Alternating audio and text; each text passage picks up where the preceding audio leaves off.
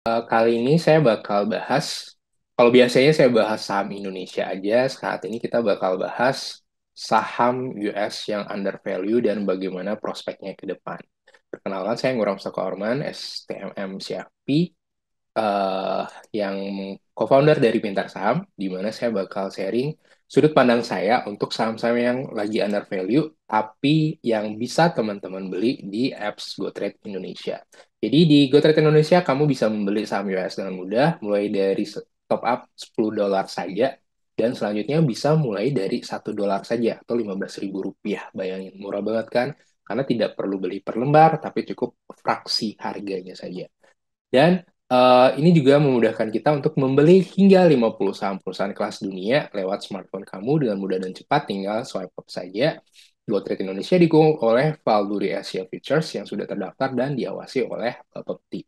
Jadi nggak usah diragukan lagi legalitasnya. GoTrade Indonesia ini sudah sangat legal. Ya, oke, jadi sebelumnya juga ada disclaimer on. Jadi penyebutan nama di saham di materi ini bukanlah rekomendasi untuk membeli atau menjual, tapi lebih ke watchlist saja. Dan hanya berdasarkan kinerja masa lalu, kinerja masa depan tidak bisa dijamin karena nggak ada yang memastikan bahwa masa depan itu pasti seperti itu. Selalu lakukan riset sendiri sebelum melakukan pembelian atau penjualan saham. Oke, nah baru kita langsung mulai nih, teman-teman. Jadi kita tahu ya, yang namanya berita saat ini terkait dengan Fed rate, inflasi, ancaman resesi, perang. Jadi kayaknya itu-itu doang nih berita-beritanya dari beberapa bulan terakhir ini. Dan yang menarik di sini adalah salah satu berita yang saya kutip adalah Memories of the 1970s, How the Fed Pushing Its Aggressive Rate Move. Jadi kenapa sih dengan tahun 70-an di US, kenapa sih itu menganggap apa ini dikonsernin banget sih dari berita yang ini karena nanti saya bakal share ya ada apa di tahun 70-an di US.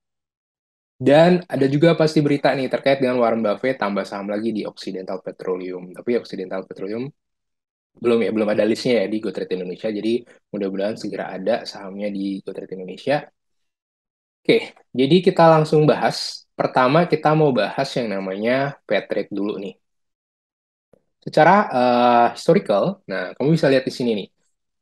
Fat rate-nya itu ternyata dia itu tinggi banget itu di era 70-an hingga awal-awal 80-an seperti ini. Kemudian berangsur-angsur drop banget sehingga di era 2010-an itu fat rate-nya bisa dibilang apa kecil banget itu 0,25 kalau nggak salah. Dan itu flat terus nih sebelum akhirnya naik lagi dan turun lagi ketika pandemi. Ya, mulai dari awal pandemi itu turun dan akhirnya naik lagi seperti sekarang ini, posisi saat ini. Dan dari US sendiri, mereka menganggap bahwa targetnya mereka terkait dengan Fed rate ini adalah we have got to get inflation behind us. Intinya kuncinya di situ. Jadi dia memproyeksikan bahwa interest rate will likely reach 4,4% by Desember atau jauh lebih tinggi 3,4% dibanding proyeksinya di bulan Juni. Dan naik lagi tahun depan ke posisi 4,6%. Ini saya kutip langsung dari Trading Economics ya, si Powell-nya langsung ya. Jadi gimana dong kalau kayak gini? Artinya, ya ini masih tahap awal intinya. Jadi jangan kita ngerasa, wah ya udah the worst is udah selesai sekarang tinggal di bagus-bagusnya enggak menurut saya malah ini masih tahap awal ya. Terus gimana dong kalau kita seperti ini situasinya, apakah kita nggak perlu berinvestasi saham di US atau bagaimana? Nah, kita cek lagi nih yang namanya inflasi di US. Nah, kamu bisa lihat di sini dari historicalnya ya, memang gede tingginya itu ya ini kan era perang dunia nih 40-an perang dunia kedua. Nah, ini udah mulai masa-masa tenang, damai dan sebagainya. Dan 70-an, 80-an itu yang selalu menjadi concernnya kalau di US. Jadi kalau ngomongin inflasi tinggi, pasti historicalnya selalu nunjuk tahun 70-an dan hingga 80-an awal. Dan apakah pertanyaannya itu bakal terulang lagi di tahun 2022 ini dan 2000 tahun 2000 apa tahun depan 2023, 2024. Apakah bakal terjadi hal yang sama dengan tahun 70-an? Itu yang menjadi concern. Kenapa? Karena di 70-an itu terjadi kebijakan yang berubah. Nah, ini ya apakah bakal sama nih seperti ini? inflasi tinggi, kemudian drop lagi, kemudian tinggi lagi, atau gimana. Sehingga bahkan nih ada yang bilang the lost decade. Jadi dekade yang hilang di US itu di era 70-an karena saking tingginya inflasinya. Ya mudah-mudahan enggak ya, kan kita sebagai seorang investor harus positive thinking nih. Saya sendiri berharap ya semuanya baik-baik aja, nggak ada begini-beginian lagi. Cuman ya mau nggak mau ya, karena kan kemarin gara-gara pandemi juga cetak duitnya juga berlebihan kan, over kan gara-gara pandemi. Kemudian ada tambahan perang nih. Nah, adanya perang kan membuat hal-hal yang sebenarnya awalnya biasa-biasa aja ya, misalnya komoditas, batu bara yang sebenarnya diproyeksikan bakal turun di 2022, ujung-ujungnya jadi naik dan sebagainya ya gara-gara perang salah satunya. Karena yang lagi terlibat perang adalah dua negara yang penghasil komoditas yang besar. Oke, ini terkait dengan inflasi. Kemudian dari sisi global index-nya. Nah, ini kelihatan yang merah berdarah semuanya. Merah-merah ya. Dari MSCI, saya mengutipnya dari materinya Mandiri Investasi, jadi bisa dicek di YouTube-nya mereka. Itu ada MSCI World dan sebagainya. Nah, yang hijau itu paling Indo doang nih. Nah, keren kan sebenarnya Indonesia. Hijaunya banyak banget. Ya kan? Ya, baru-baru ini aja sih ya, kita mulai agak drop-drop nih ya ISG-nya ya. Tapi at least kalau dilihat dari sini, sebenarnya yang paling oke kinerja indeksnya adalah MSCI ini, apa MSCI-nya Indonesia gitu loh.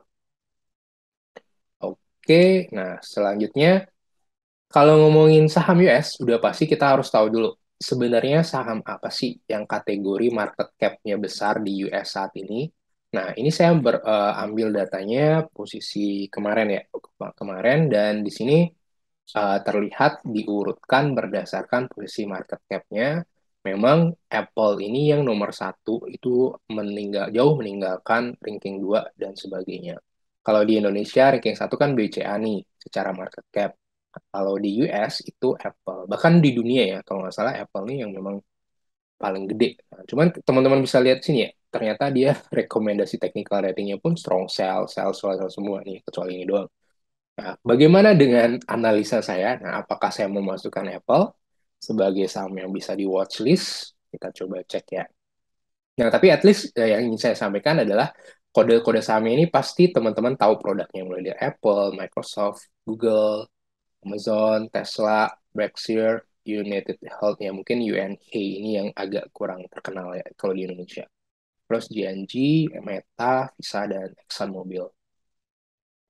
Oke, kalau kita ngelihat sebenarnya indeks US itu yang dominan tuh kan ada tiga nih. Kalau di Indonesia kan IHSG, LQ45, IDX 30, ya kan gitu itu terkenal tuh. Nah kalau di US itu tiga besar ini nih yang terkenal, mulai dari S&P 500, Nasdaq, and Dow Jones Industrial Average. Mereka ini masing-masing beda-beda ya teman-teman ya.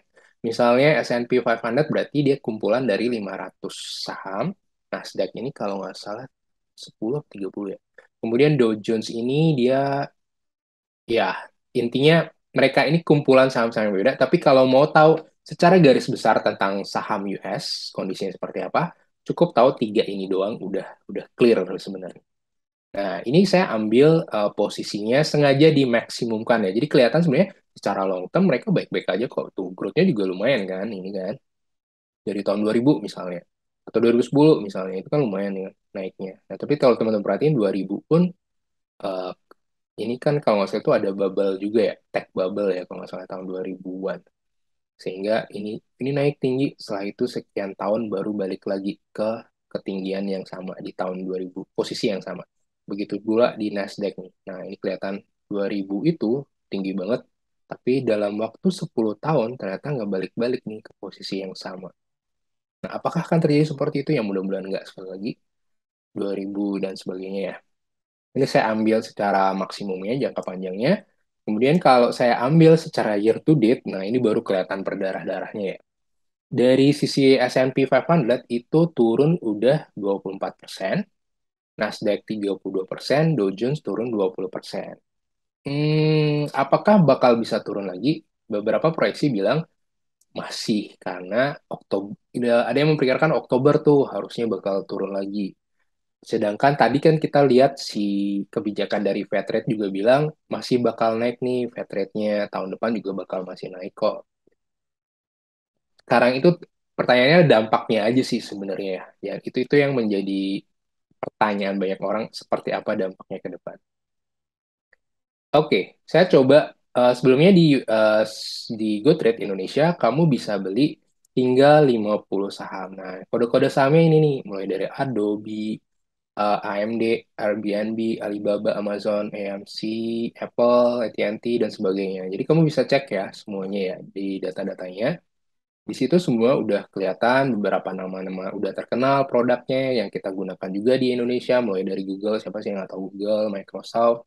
Kalau suka Instagram itu Meta yang punya ya, bukan siapa-siapa tapi Meta. Suka Facebook ada McD dan sebagainya.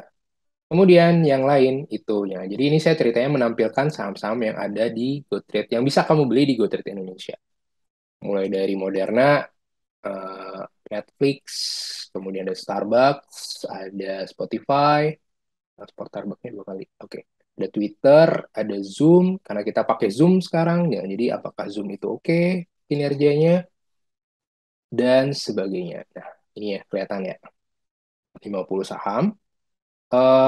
Ya, selanjutnya, nah ini dia. Ini adalah kunci dari malam hari ini ya. Jadi saya bakal sharing terkait dengan saham-saham apa aja sih yang menurut saya bisa dijadiin watchlist karena menurut saya kinerjanya sebenarnya baik-baik aja, tapi sahamnya kok flat atau malah turun banget gitu ya. Pertama yang menjadi pilihan saya adalah ExxonMobil. Kenapa ExxonMobil? Pertama adalah dia tergolong dalam saham kategori sektor energi. Jadi kalau saham sektor energi itu secara historical pun udah ada penelitian bahwa ketika era inflasi tinggi di US di tahun 70-an, yang performanya bagus adalah saham kategori komoditas atau sektor-sektor energi.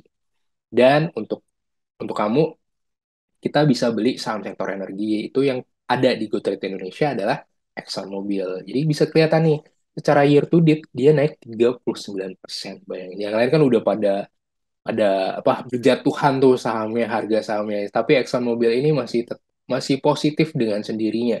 Itu 39%. Ya, kita tahu juga kan harga minyak dan sebagainya itu kan naik banget. Sehingga saya memilih ExxonMobil. Secara harga grafik saham udah kelihatan dia baik-baik saja selama yang lain pada berjatuhan. Tapi secara kinerja coba kita lihat.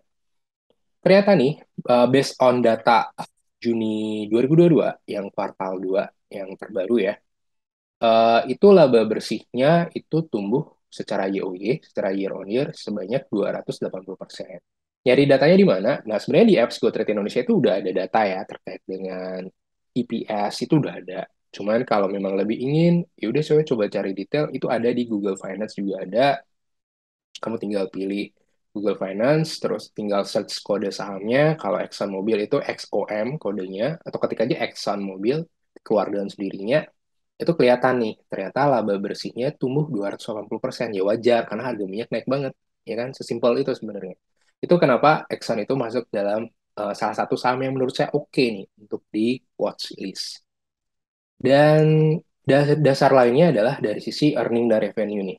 Jadi kuncinya dari dalam saham pada intinya adalah teman-teman harus tahu lebih awal atau mengetahui apa yang terjadi dengan konsensus. Konsensus itu apa? Konsensus itu kayak kesepakatan bahwa wah seharusnya suatu saham tuh suatu perusahaan tuh harusnya kinerjanya seperti ini laba bersihnya. Jadi kalau suatu saham kinerjanya lebih melebihi dari konsensus itu artinya bagus banget sehingga layak untuk dibeli. Nah, dari sisi ExxonMobil dia ternyata surprise-nya positif, artinya ekspektasinya si konsensus konsensus atau analis adalah 3,83 nih IPS-nya, tapi dia berhasil mencapai 4,14 sehingga lebih besar dibanding ekspektasi yang ada, sehingga menurut saya juga oke. Sedangkan dari target price analis sendiri, dari yang saya dapat angkanya ya, atau dari datanya ternyata di angka 104 US dollar, sedangkan harganya saat ini kan Sun Mobil itu di angka 88 USD. Sehingga ruang untuk bertumbuhnya masih gede banget. Gitu ya teman-teman ya. By the way, nanti kalau ada pertanyaan langsung aja di kolom chat. Cuman kan pada saat ikut serta ini kan sudah ada form registrasi ya. Di situ juga udah ada kolom pertanyaan dan kita udah kumpulin sih. Ingat nanti saya bakal jawab sesuai dengan waktu yang tersedia ya. Karena ada sekitar 60-an yang regis tadi dan ternyata ya nggak mungkin 60-an pertanyaan saya ini ya. Jadi kita rangkum-rangkum. Oke, yang kedua yang menjadi watchlist saham saya adalah Mastercard. Oke, ini kan terkenal kalau teman-teman pengguna kartu kredit pasti tahu Mastercard itu apa. Secara year to date, dia ternyata kinerjanya turun hingga harga sahamnya turun hingga 22% dalam year to date ya, dalam setahun. Luar biasa. Padahal kalau kita cek nih ya, dari data keuangannya nih. Oke, target price-nya duluan muncul. Nah, dari sini ternyata laba bersihnya sebenarnya tumbuh loh, teman-teman. Jadi, kamu bisa lihat di sini, laba bersihnya si Mastercard sebenarnya secara YoY tumbuh dibanding kenapa harga sahamnya turun, kan gitu sekarang pertanyaannya.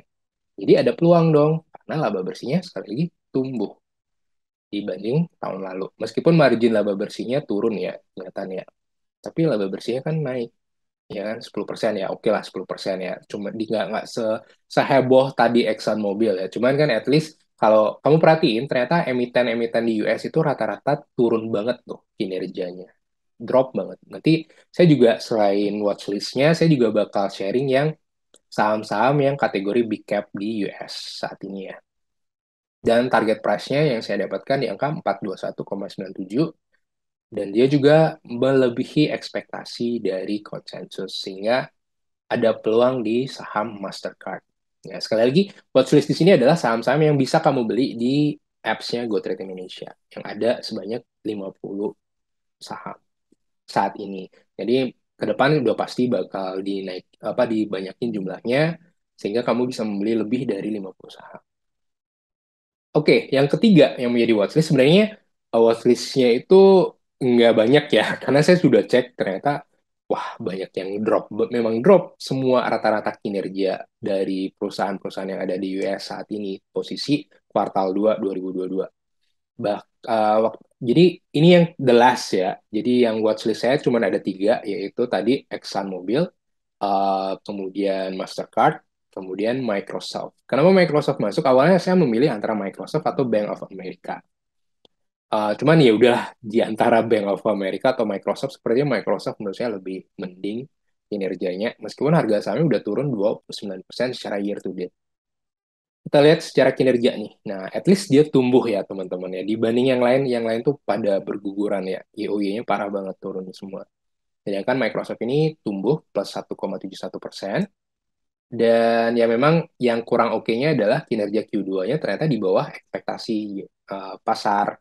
Dan target price-nya ternyata di angka 334. Sedangkan posisi harga si Microsoft saya 237. 334 berarti kan sekitar sini nih. Gitu. All time high-nya nanti kamu bisa cek sendiri ya. Intinya adalah di ketika era inflasi tinggi, eh, saham-saham yang kategori price earning-nya tinggi, saham-saham yang kategori teknologi itu tidak menjadi pilihan yang utama. Dasarnya adalah inflasi tinggi.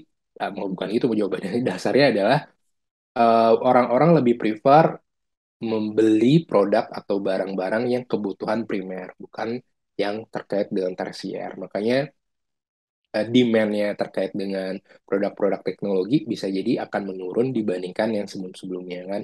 Karena kan inflasi, karena saking tingginya orang kan lebih memilih antara berhemat banget atau menunda pengeluaran yang dianggap tidak terlalu perlu. Misalnya pengeluaran terkait dengan teknologi dong jadinya. Itu sih alasan kenapa kok saham-saham teknologi tidak menjadi pilihan ketika resesi ataupun inflasi tinggi.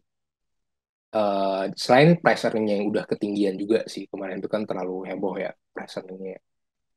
Oke, itu tiga saham tadi yang menjadi watchlist saya.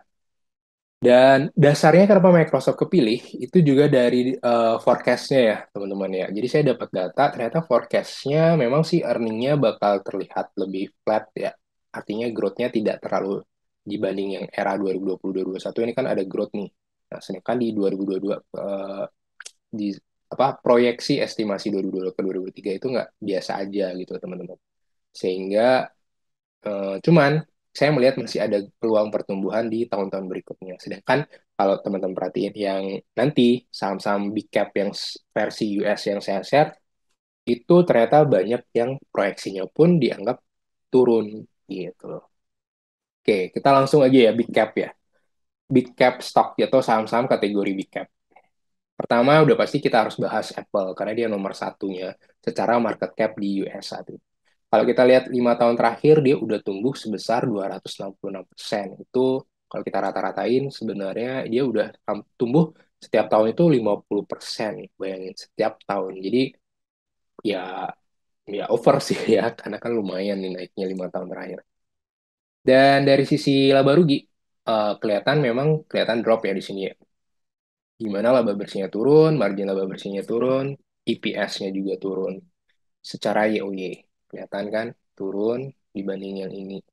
Apakah bakal bisa turun lagi? Menurut saya masih bisa, karena dari sisi konsensusnya pun di sini kelihatan bakal flat ya, either antara flat banget atau turun tipis gitu. Jadi bisa dibilang apakah 2 tahun ke depan kita bakal lebih cautious atau lebih berhati-hati? Ya jawabannya iya ya untuk saham di US.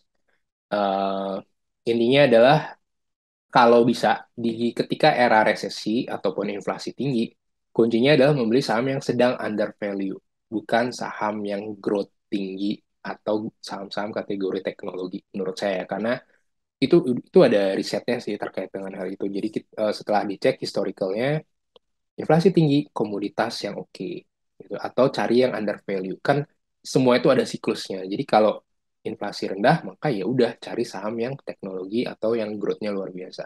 Tapi kalau inflasi tinggi, pilih yang under value jawabannya. Dan Apple untuk saat ini menurut saya belum under value, entah dari sisi kinerjanya maupun dari ekspektasi masa depan. Yang kedua yang saya bahas adalah Alphabet atau Google. Ini ya, siapa yang nggak tahu Google turun year to date-nya turun 32% dan termasuk laba bersihnya juga turun 13%.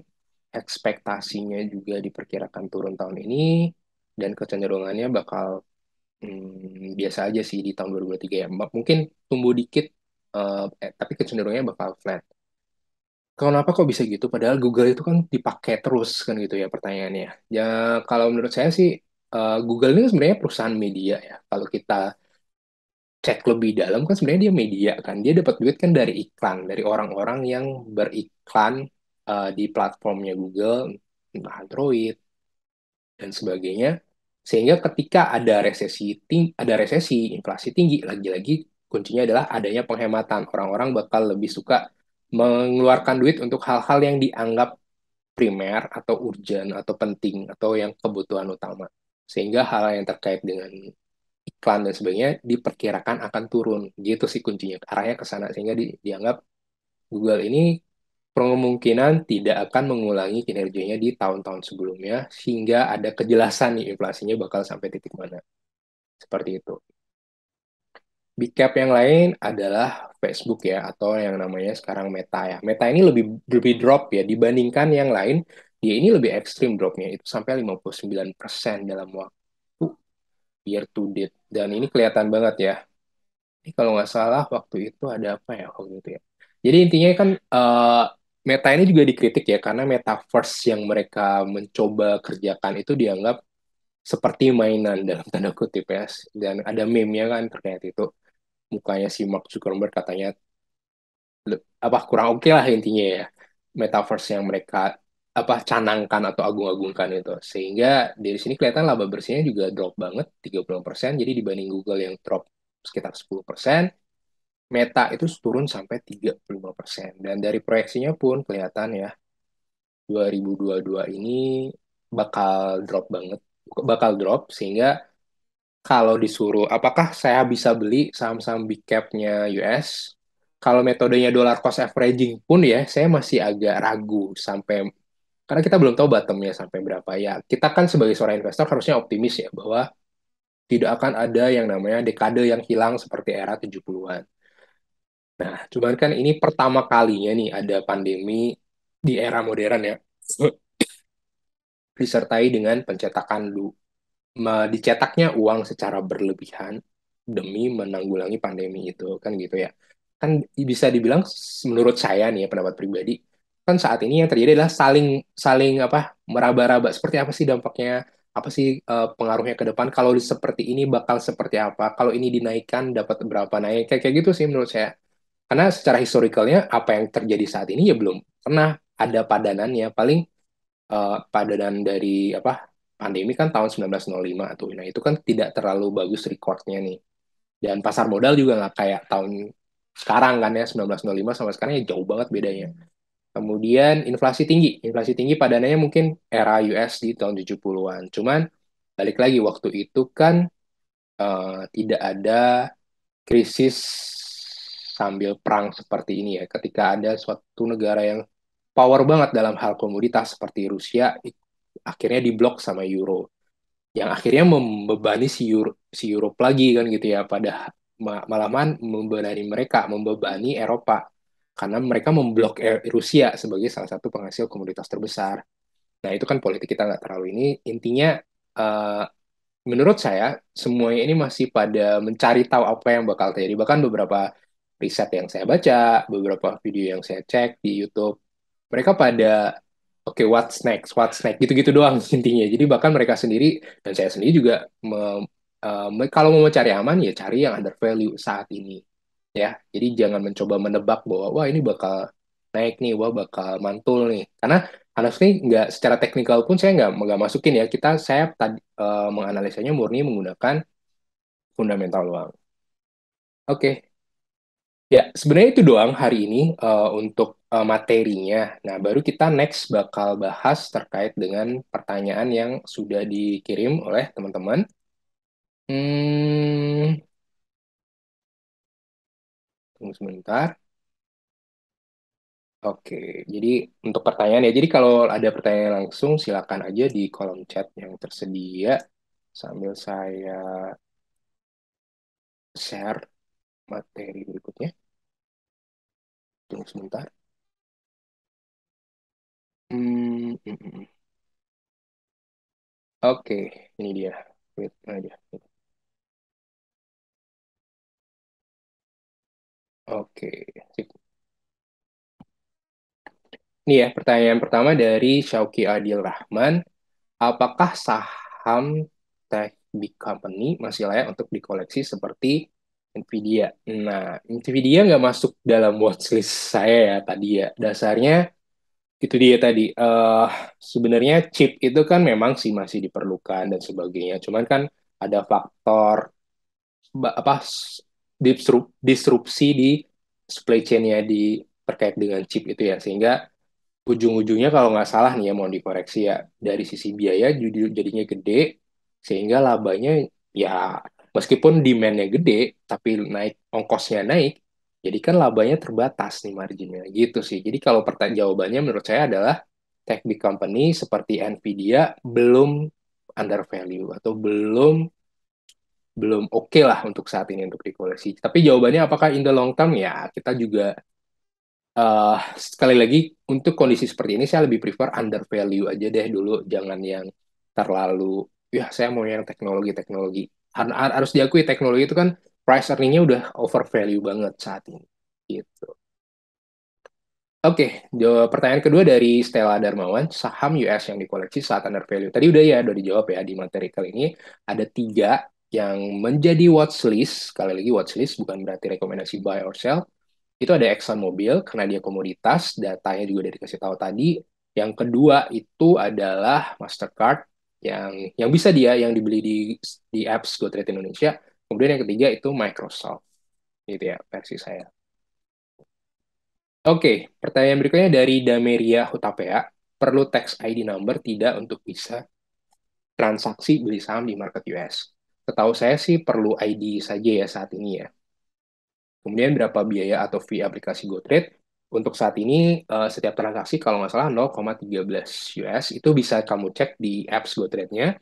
Nanti detail banget udah ada kok di sana terkait dengan fee, terus dari mana GoTrade mendapat keuntungan, dan sebagainya. Termasuk ada help support-nya juga. Dan ketiga, nah ini banyak banget yang nanya, sudah memiliki izin dari OJK. Untuk GoTrade Indonesia itu eh, didukung oleh Valburi Asia Futures dan terdaftar dan diawasi oleh Bapepti karena dia tergolong bursa berjangka. Artinya, kamu membeli saham US itu tidak langsung, tapi di backup, bukan di backup, maksudnya tidak membeli langsung dari saham US-nya, cuman ada ketentuan dari OJK-nya, sehingga tidak mendapatkan izin dari OJK, tapi lebih ke Bapepti karena kategorinya bursa berjangka, gitu dia jawabannya. Dameria. Semoga bisa jawab. Nanti kalau belum jelas juga bisa apa hubungi IG Bintang Saham atau Instagramnya GoTrade Indonesia di _ID. Oke, dari Arvin Winata, apakah saham US masih memiliki outlook cerah? Eh,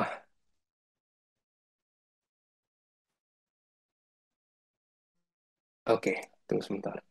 Apakah saham US masih memiliki outlook cerah? Sorry, mana dia? Itu ya.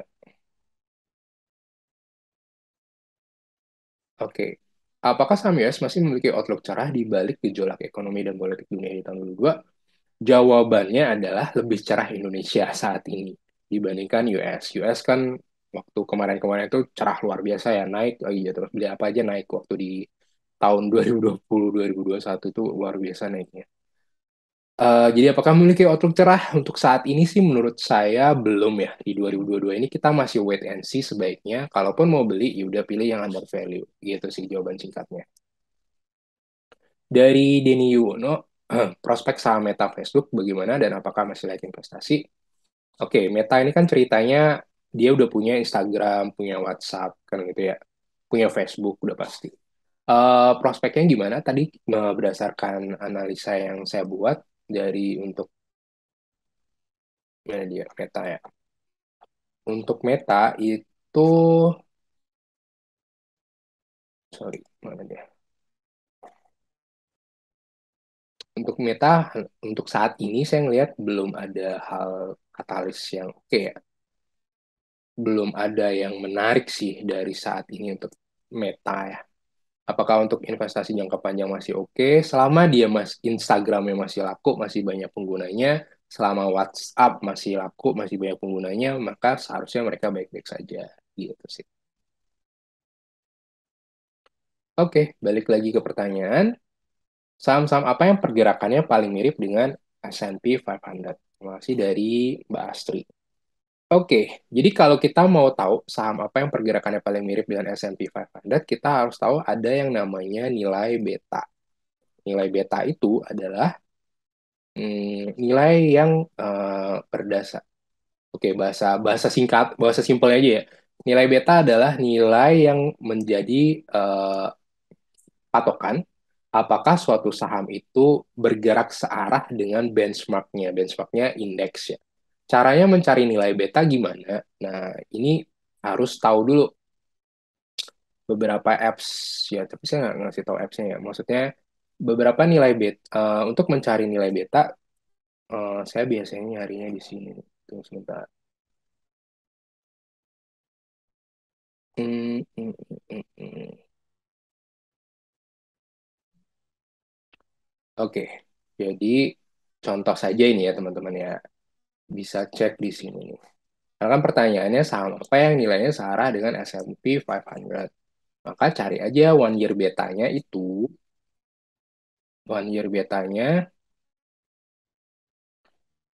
at least above or equal sama dengan satu. Nah, dapet deh.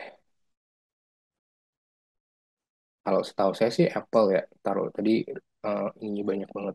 Wait, wait, wait. Jadi one year betanya, kalau bisa cari yang equal atau sama dengan satu. Cuman kayaknya udah nggak susah deh nyari yang sama dengan satu. Oke, coba saya urutkan berdasarkan market cap aja. Hmm. Oke, nah ini ya. Jadi kelihatan ya di sini ya, kalau bisa lihat di sini, cari yang one year betanya itu sama dengan satu. Itu artinya dia geraknya bakal sama banget dengan indeks pasarnya. Tapi kalau dia di atas satu, artinya dia lebih bergerak, lebih apa dong namanya, lebih lebih cepat atau lebih tinggi dibanding ini. Kalau dia minus, itu artinya dia bergerak berlawanan arah dengan indeks yang menjadi benchmarknya dia. Nah, karena one year beta ini saya nggak tahu dia pakai one year beta apa ya di apps yang ini ya.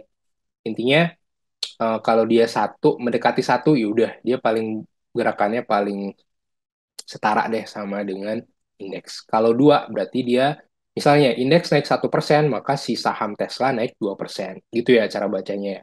Atau misalnya indeks naik 1%, terus nilai betanya ternyata minus 2. Artinya si saham Tesla turun 2%. Gitu, gitu aja sih caranya ya. Jadi beta adalah cara teman-teman mencari tahu pergerakannya yang paling mirip dengan indeks yang benchmark. Seperti itu. Oke, beli saham US apa sama seperti saham di Indonesia dari Agus Wahyudi? Jawabannya sama aja, konsepnya sama aja ya. Saham di US sama saham di Indonesia sebenarnya konsepnya sama aja. Yang membedakan di sini adalah aplikasinya ya, aplikasinya, terus konsepnya ternyata lebih bisa menggunakan GoTrade Indonesia, kamu bisa membeli tidak harus per lembar, tapi bisa membeli fraksi harga gitu. Itu yang membedakan konsepnya. Ya, semoga bisa membantu jawab.